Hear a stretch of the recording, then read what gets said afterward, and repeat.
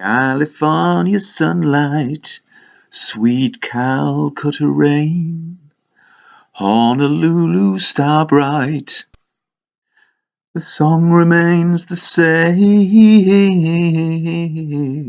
Of course, that's a live version, if you know that. Yeah, okay. The song remains the same. I don't think they really stuck to that as a band. They would embellish and improvise and do all those great things that a great band can. But what does remain the same is the objective reality. That remains the same. Go and have a look. Go to the coast. It may be a long way to the coast for a lot of people, or go to a big lake. But the coast is a good one. It is for me because I live quite near it. And you could watch a boat going away from you, and then it disappears over the horizon. There it goes. Then, and that you're just standing on the shore, on the coast, on the beach, if you like, if there is a beach, and the ship slowly goes out of view. Oh, it's gone over the curvature of the Earth, of course, you may be thinking. Wrong.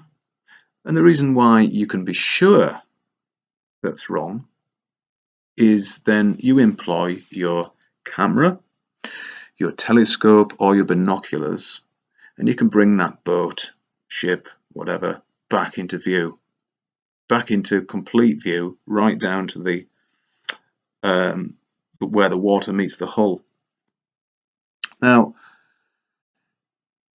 if it had gone behind the curvature of the Earth, you would have to look through a massive body of water to be able to see that boat again, but you don't have to.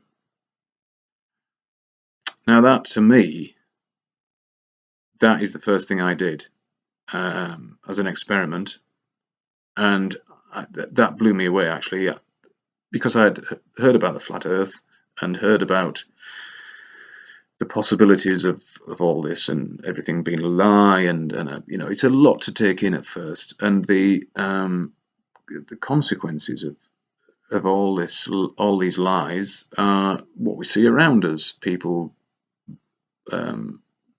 denying reality and burying their heads in sand and just chasing the dollar or the pound or whatever. Money seems to be the driving force with I think the vast majority of people, unfortunately. Why do you want to get educated? Oh, you must do well at school, then you get a good job, then you'll get paid. What they actually are doing to you is hypnotizing you, giving you false information, hypnotizing you with the media to make this all fit together, to make it consolidate it in your head, and then go to university. And when I was young enough, or not young enough, but when I was could have qualified to go to university, it was free. Well, it wasn't free, but it was very much cheaper. But now it's about £9,000 to get a degree, and so they've got you in debt before you even start, and then you'll spend a great deal of your the next part of your life paying off that debt. And then, are you going to buy a house? They'd love you to. They'd love you to buy a house. They'd love you to put your head on another chopping block and succumb to the pressures of buying a house and getting a mortgage. And then you'll be paying for that for the next 25 years. And that keeps you on that treadmill. And yes, what? Oh, it doesn't matter. I have to do this. Is the attitude of many people, I've found out. If they weren't locked into that nonsense in the first place, they would have more time to actually realize the truth, to realize that the objective reality is much different to what they have been told. And they've been told this. They haven't worked this out for themselves. They said, here's all my senses. I'll give you them, and you tell me what to think. That's not the way to lead your life, people. We have the most amazing tool, the most amazing tool that exists anywhere that we know of, and that is the brain, the human brain. It's capable of many great things, many bad things as well, but I think they can be equaled by the good things. In fact, they can be taken over by the good things. If we all knew the truth, that we weren't living on a spinning ball, our brains would become more useful to us, because we would accept our senses and what they tell us, and that's what we need to do. There are many good people trying to wake people up, and that's all they're doing. Most of them, anyway. Most of the people who know the Earth isn't a spinning ball are altruistic. They're not doing it for themselves. They're doing it for the good of mankind. And then, of course, then the effect of that would be, of course, beneficial to themselves. It stands to reason that would happen. But no, we are from a very early age, and Harry Growler has done some great work on this. Check it out. Check him out. From a very early age, primary school, we are told a massive bunch of lies when we are least likely to question the authority figures who are telling us this nonsense. And you've got to really ask why we are told this when we are very young.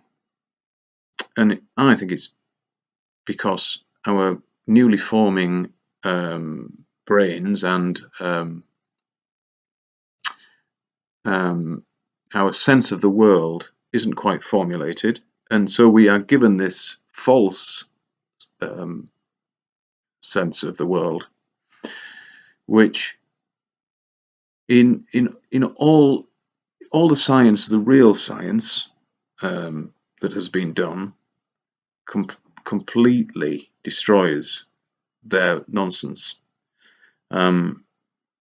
Natural science would not ever allow the spinning ball Earth. It couldn't be like that. It just couldn't. And well, beyond the imaginary curve, all the good people who are involved in that, Dell, of course, and Marshall and Gav, and all the great mods, they realize what's going on. But they focus on natural science. So speculation is a good thing. It can be a good thing. Without speculation, we couldn't formulate the ideas. But you don't need to speculate to go and find out that there is no curve on water. That's not speculative. That's reality. That's something that you can go and find out for yourself. Yes, light does bend, or appears to. Bends up and down, depending on the conditions.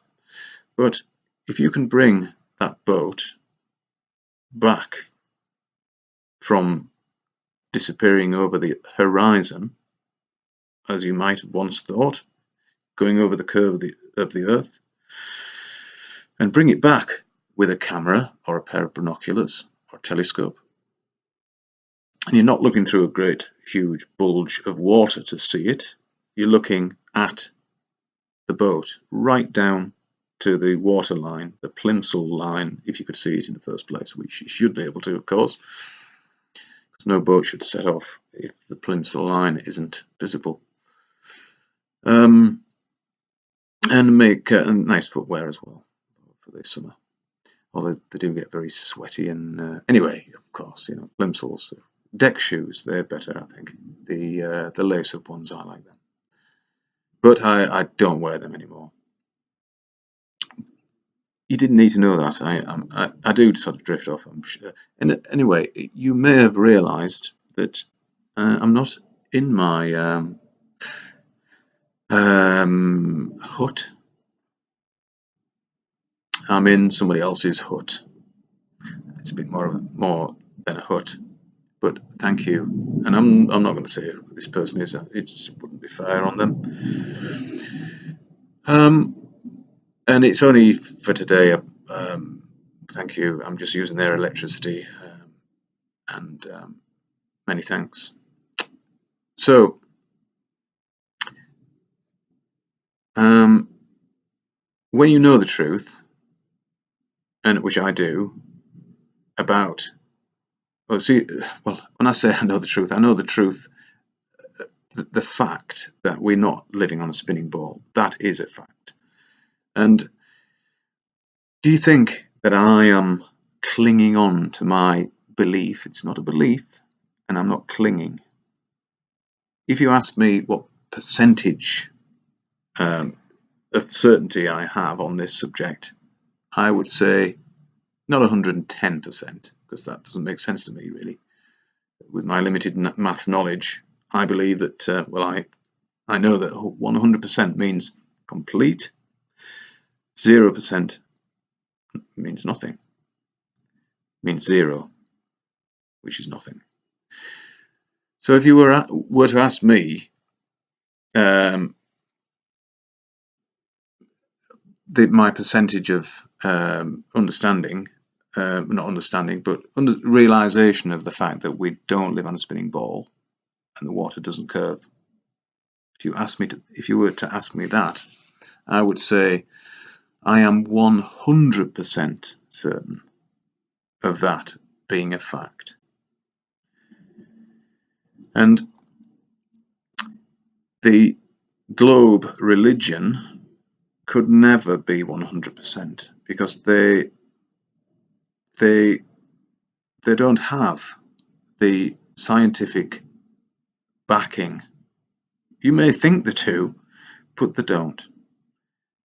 Science isn't